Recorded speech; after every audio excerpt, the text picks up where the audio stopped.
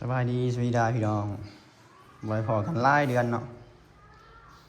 อันนี้ถวยเขาออโต้ได้พี่น้องได้ถวยเขาออโต้นี่ออโต้ยิงที่เขาบดพี่น้องเอ้ยใส่บดใส่เขาแล้วก็ใส่ไข่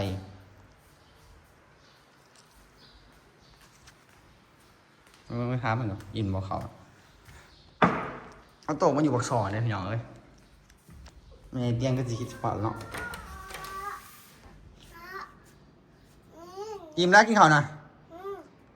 ฮะโอ้โตเปิดแอร์โตคือเปิดเขามาโอ้ยบิดตู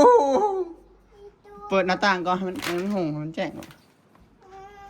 ปิดตูป่ะ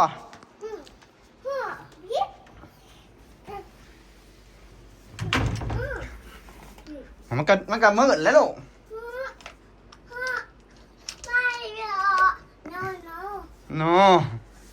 โนยังลูกสบายดีไหมสบายดีดึงงามสบายดีงามไหมสบายดีงามยกมือขึ้นสบายดียกมือขึ้นยังนี่นะยังนี่นะโตยังนี่กระต่ายบอหรือยังอันนี้แพะตัวนี้แพะ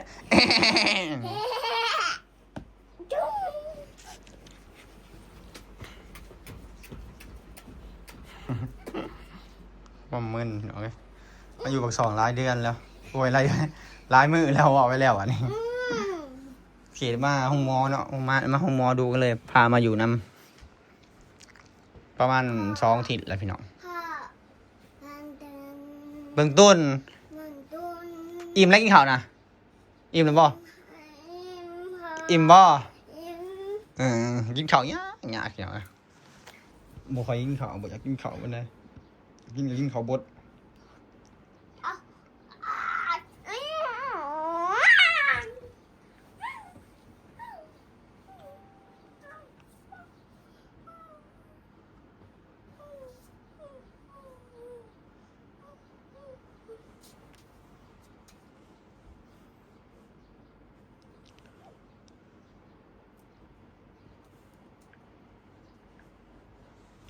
นี่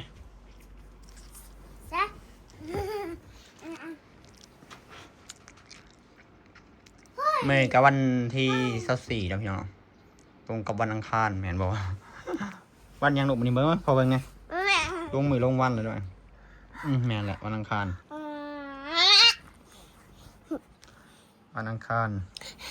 ถ่ายคลิปตอนนี้ก็16 นาฬิกา 15 นาทีเนาะพี่น้องใกล้จะค่ำแล้ว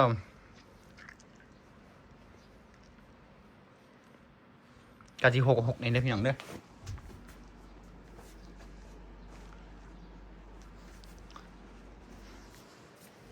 อากาศก็เริ่มร้อนพี่น้อง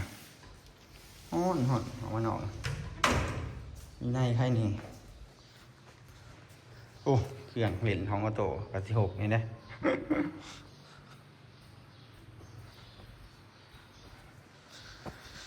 โอ้ยขออภัยไลน์เนาะท่านผู้ชมเนาะเขาจะบอลบอกว่าจะเป็นแม่หักทานไอ้หักเนาะยังเบิ่งไก่บ่ยังติดตามไก่อยู่บ่หรือว่าลืมไก่แล้วเดี๋ยวพี่น้อง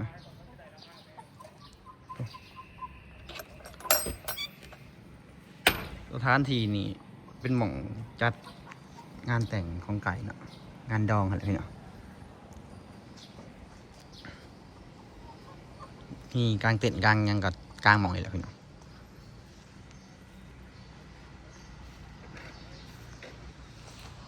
เนี่ยหดนกอองตูบหน่อยขนาดน้องพี่น้องน้องชายกับอันนั้นกับหมูแล้วเนาะ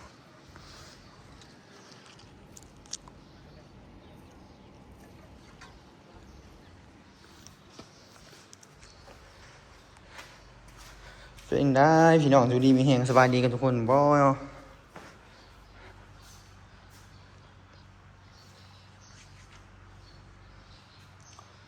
โอ้ยเห็นหน้าไก่บ่พี่น้อง หรือบ่อยากเห็นก็ขอโทษเด้อแต่เห็นกับพี่น้องแต่มีคนเห็นสบายดีสวัสดีเด้อพี่น้องเด้อสวัสดีพี่น้องยังจ่อยคือเก่าพี่น้องจ่อยคือเก่าไก่คนจ่อยเนาะได้ก็จ่อยได้ก็บ่อ้วนเนาะพี่น้องกินได้ก็บ่อ้วน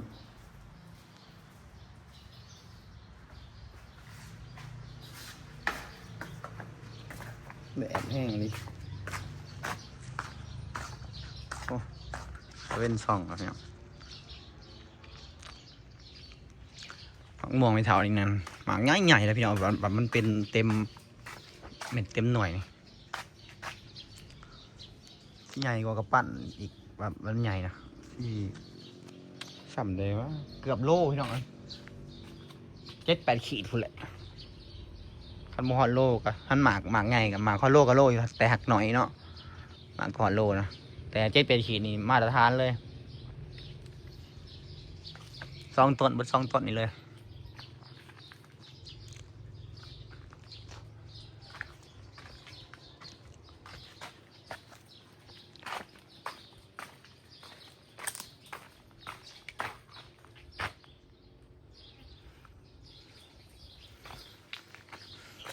แรงเลยเอ้ยยามฝนน้ำท่วมแถวนี้เนาะบางคนกดติดตามไก่กะสีเคยเห็นนี่เนาะน้ำท่วมทางแถวนี้แต่เสร็จนี่เขาจะเอาเห็ดอะไรพี่น้องคอนกรีตอะไรเทคอนกรีตเลยเทปูนเนาะถ้าเราหอดทางหน้าบ้านเขาถ้าเราหอดแต่หอดผู้ดีขาวๆนี่พี่น้องนี่นะสุดหอดองเฮียนเนาะ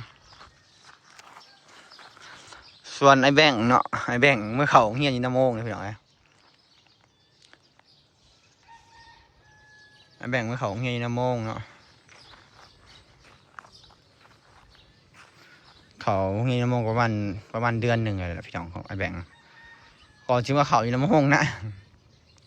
หายมาอยู่ลำน้องเนาะหายหมู่น้องเนาะลำเหลวเฮียนมาก็พอมีหมู่เหล่นน้ำน้องเนาะปัดเมื่อเขาเฮียนสักผักหนึ่งประมาณถิด1-2 ถิดน้องมันไข่บ่สบายพี่น้องเอาโตนะไข่บ่สบายก็เลยเอาโตมาห้องหมออะไรก็คิดไปคิดมาห้องกับปริญญาคนใดก็เลยปรึกษากับเมียเนาะก็ได้เรื่องแหละเอาอยู่นำก่อนบอกว่าคันว่าอะไรก็อยู่ไปก้อนว่ะฟังเบิ้งคันว่าถึงเอามือคันว่าเมียเตียงขิดหอดก็เอามือหาเล่าเนาะเอามาให้เราก่อยเราหอมเนาะแล้วก็มาใหม่เนาะตอนแรกก็จะมาเขาเฮียนน้ำพี่น้องก็จะเอาโต๊ะเขาเฮียนน้ำเอาโต๊ะแบบตื่นช่วยพี่น้องตื่นช่วยวันใดหรอกกินข้าวหลังยากเนาะพี่น้องกินข้าวบดมาโต๊ะนะเรื่องของเรื่องกินข้าวบดเนาะมันเลยยากว่าโรงเรียนเขาจะเอาแบบกินข้าวเจ้าเขาช่วยเลยพี่น้องคนไทยภาษากลางเนาะเขาจะเรียกเขาช่วยบ้านเฮาข้าวเจ้าบ้านเฮา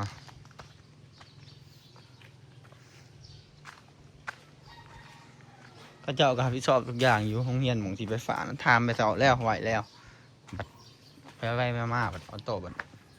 กินยากเดี๋ยวเลยไปก็เลยยังอยู่อันฟังเบิ้งแบบช่วงปีใหม่เนาะช่วงปีใหม่สงกรานต์นี่สีพาไปเนาะเพราะว่าไก่ก็สีได้ยากกว่านี้อยู่กับดาวเรืองก็สีลงคล้ายเครื่องกว่านี้อยู่ช่วงนี้มันห่อนแห้งกับน้ำมันกับแพงน้ำมันขาดปั๊มนี่พี่น้องโอ้ยผมมีเติมเลยพี่น้องเลยน้ำมันลดแถวเมืองสงขลานี่มีกับผู้ใดเลยไปถึงช่วงมันเนาะห้าบาทบูฮูเนาะช่วงใดมีน้ำมันเอาไปผู้ใดไปถึงช่วงมันก็ได้เนาะก็โชคดีไปแต่ละแพงพี่น้องน้ำมันลิตรหนึ่งเท่าไหร่40,000พี่น้อง40,000 กีบ40,000 กีบตกเป็นเงินบาทไทยกะ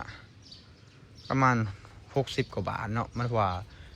ช่วงนี้เงินเฟ้อเนาะเงินเรทสูงเนาะ มันก็เลยแบบสูงนี่เงินลาวเขามันก็เลยสูงนี่เลทเงินเกือบ740เนาะพี่น้องเกือบเลยเนาะบ่ฮอดก็เกือบเลยนั่งหน่อยหนึ่ง685หรือ686นี่แหละพี่น้องเอาง่าย100นะเกือบ70,000กีบนะพี่น้องเงินเฟ้อแห้ง1,000 บาทเท่ากับ700,000โหลดบางหมองพี่น้องนะ700,000กีบโหลดเฟ้อแห้งนะนักหน่วงเนาะแต่ก็บ่เป็นยังเพราะว่าแถวเขตไก่นี่มันใส่เงินบาทใดแต่บ่ฮู้ว่าเขตในเมืองเนาะตัวเมืองใหญ่ๆบ่ฮู้เขาจะใส่เงินบาทใดหรือบ่คลิปนี้ก็สิขอจบไว้ทำนี้เด้อพี่น้องเด้อกราบขอบพระคุณขอบใจหลายๆเนาะที่ยังมาเบิ่งคลิปไก่ขอบคุณหลายๆขอบใจหลายบ่เคยลืมเนาะการห่วงกันส้มที่คอยให้กำลังใจไก่มาต่อเนาะบ๊ายบายพบกันคลิปหน้าเด้อพี่น้องบาย